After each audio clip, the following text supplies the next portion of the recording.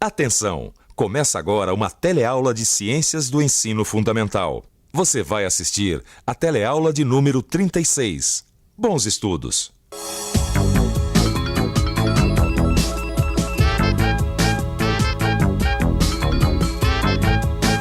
Nas últimas teleaulas, a gente tem visto a importância do Sol para o nosso planeta. É do Sol que vem a energia que nos mantém vivos. No nosso último teleencontro, a gente viu que as plantas conseguem transferir a energia da luz do Sol para os açúcares. Mas e os outros seres vivos? Como será que eles fazem para aproveitar a energia do Sol? Bom, se você não sabe a resposta, fique ligado, porque esse é o tema da teleaula de hoje, onde você vai rever como as plantas produzem o seu próprio alimento, transformando água e gás carbônico em açúcar, através da energia do Sol. Vai rever também que durante o processo de fotossíntese é liberado o gás oxigênio. E vai constatar que todos os animais dependem, de uma forma ou de outra, das plantas para sua alimentação. Vai ver ainda como os primeiros seres humanos coletavam as plantas e caçavam os animais para alimentação. E por fim, vai saber como o homem começou a plantar e criar animais há cerca de 10 mil anos atrás.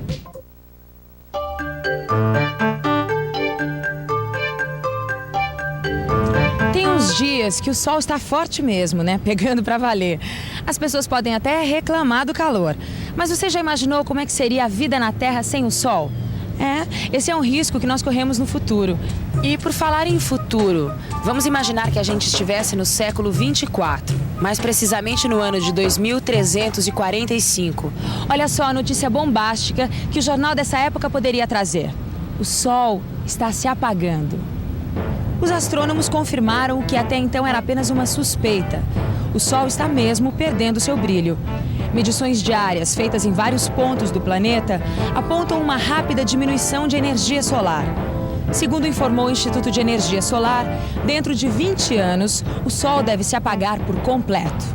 Oi, o que você acha que aconteceria se o Sol se apagasse? Se o calor e a energia do Sol não chegasse mais aqui na Terra? Nós apagaríamos juntos com o Sol. Não viveríamos mais, acabaria tudo. Acho que todos morreriam, né? Aí ia virar inferno, a gente não ia conseguir viver de maneira alguma, porque não ia ter planta, não ia ter nada, porque precisa de luz, como nós também precisamos. Nós precisamos de uma dificuldade tremenda.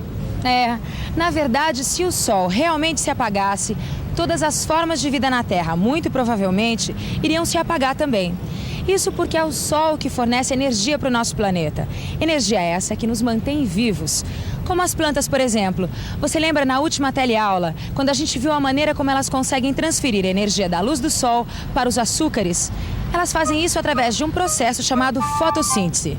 Você se lembra da fotossíntese? Vamos pensar um pouco. Fotossíntese. Deixa eu relembrar como é mesmo esse processo no qual as plantas conseguem produzir açúcar. Ah, sim! Tudo começa com as raízes das plantas absorvendo a água. Essa água sobe pelo caule e atinge todas as partes da planta, chegando até as folhas. Um outro elemento utilizado na fotossíntese é o gás carbônico. Um gás que existe naturalmente no ar e que penetra na planta através das folhas. E completando o processo, temos a energia do Sol, que é captada através da clorofila, uma substância que todas as plantas verdes possuem. Essa energia solar é utilizada pela planta para transformar a água e o gás carbônico em açúcar. E por fim, a gente tem os elementos que são liberados pela planta durante o processo: o gás oxigênio e a água. Vai, plantinha, vai. Nada de fazer corpo mole, hein? Tem que trabalhar aí na fotossíntese. O que é isso, Maria? Você tá falando com planta? Tá louca? Um pouquinho de carinho não faz mal nenhum, né, Lineu?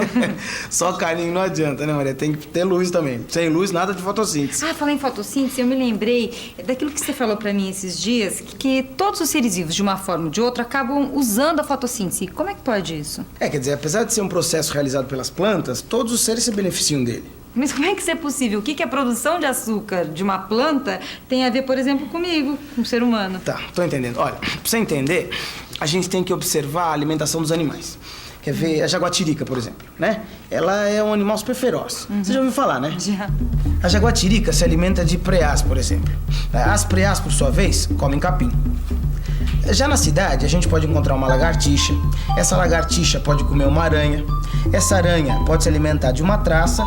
E essa traça, por sua vez, se alimenta de papéis e tecidos. Você tá entendendo onde eu tô querendo chegar? Olha só a sequência que a gente está formando. No primeiro exemplo, o capim foi o alimento que deu origem à sequência. Ó, veja que a preá come o capim e a jaguatirica come a preá. Já no exemplo da cidade, foram os papéis e tecidos que deram origem à sequência. Olha, a traça come esses papéis e tecidos. A aranha, por sua vez, come a traça. E por fim vem a lagartixa, que come a aranha. Tá dando pra você entender como que a fotossíntese, de uma forma ou de outra, acaba ajudando todos os seres vivos? Mais ou menos. Tá, então, pensa comigo então. Apesar da jaguatirica não se alimentar do capim, ela depende dele, porque sem o capim a preá não tem alimento. E se a preá não se alimentar, ela morre. Aí quem vai ficar sem comer é a própria jaguatirica. Entendeu por que a fotossíntese é importante para um bicho como a jaguatirica, por exemplo, que nem ao menos come capim? Ó, aí eu até consegui entender. Mas naquele outro exemplo, onde é que entra a fotossíntese? Isso é muito simples. Qual é a origem dessa sequência aí? São os papéis e tecidos, certo? E o que os papéis têm a ver com a fotossíntese? É só a gente ver como eles são fabricados que você logo vai perceber. O papel é feito a partir de árvores como pinheiros e eucaliptos. Dessas árvores são retiradas as fibras. E é a partir dessas fibras que se fabrica o papel. Entendeu o que o papel que foi comido pelas traças tem a ver com a fotossíntese? Se o papel vem da árvore e a árvore faz fotossíntese, então dá para concluir que sem a fotossíntese não teríamos árvores. E sem árvores, nada de papel. Papel que vai ser comido pelas traças, que por sua vez vão ser comidas pelas aranhas, que servirão de alimento para as lagartixas. E os tecidos? Também têm a ver com a fotossíntese? É claro que sim. Os tecidos são feitos a partir de várias matérias-primas, como o algodão, por exemplo. E o algodão, você sabe, é de origem vegetal. E se é vegetal, faz fotossíntese. Aqui, ó. Obrigado, Maria. Você entendeu por que de uma forma ou de outra, todos os animais dependem das plantas para sua alimentação? Quer dizer, então, que até os animais que só comem carne... Os até... carnívoros. Isso, os carnívoros que não comem plantas, até eles dependem delas. Isso, por quê? Porque os animais se alimentaram de outros animais que, por sua vez, se alimentaram de plantas. Sei, e os homens? Onde é que eles entram nessa história? Do que é que os homens, seres humanos como nós, se alimentam? Aqui nessa feira a gente tem uma boa amostra do que é composta a alimentação do ser humano. O homem tem uma alimentação bem variada. Ele come cereais, raízes, folhas, carnes, ovos, leite, queijos e muito mais. Mas será que sempre foi assim? Será que o homem sempre teve feiras como essa, onde ele pudesse encontrar tudo o que precisasse para sua alimentação? Como será que era nos primeiros tempos? A alimentação, e isso não poderia ser diferente, sempre foi uma das principais preocupações do ser humano. Também não é para menos. Se a gente não comer, a gente morre. E essa preocupação, é claro, não é de hoje. Vem desde o surgimento dos hominídeos. Hominídeos, família de primatas que tem como tipo o homem. Ou seja, desde o surgimento dos hominídeos, nossos parentes mais distantes, já havia preocupação com a alimentação. E como é que esses primeiros primatas se alimentavam? Como é que eles viviam? Esses primeiros seres andavam em grupos e não moravam num único lugar. Eles estavam sempre em movimento, seguindo os animais para caçar. Sempre que os animais iam embora para algum outro lugar, os hominídeos seguiam esses animais. Eles também utilizavam partes de plantas na sua alimentação, como frutos, raízes e sementes. Mas é importante lembrar que os hominídeos, apesar de já utilizarem partes de plantas na sua alimentação, não eram agricultores. Não lidavam com a terra. Ou seja, os hominídeos viviam basicamente da caça. Por isso não tinham lugar fixo de moradia. Iam sempre para onde os animais iam. Mas e o cultivo das plantas? E a agricultura? Entra quando na história do homem? Quando será que o homem começou a cultivar a terra? Mas hoje, quando a gente chega numa feira como essa e vê esse monte de produtos, a impressão que a gente tem é que o ser humano sempre dominou a arte da agricultura. Mas a história não é bem essa, não. A agricultura só surgiu bastante tempo depois. Mas antes de falar sobre isso, vamos ver uma outra coisa. Será que você já parou para pensar sobre qual é o significado da palavra agricultura? Agricultura. 1. A arte de cultivar os campos. Cultivo da terra, lavoura, cultura. 2. Conjunto de operações que transformam o solo natural para a produção de vegetais úteis ao homem. Como você viu, o dicionário é bem claro na sua definição de agricultura e dá a medida exata da sua importância para o homem. Foi transformando o solo, cultivando, fertilizando, que o homem deu um grande salto na sua história. A partir daí, ele não precisava viver apenas em função da caça. Ele já era capaz de produzir os seus próprios alimentos.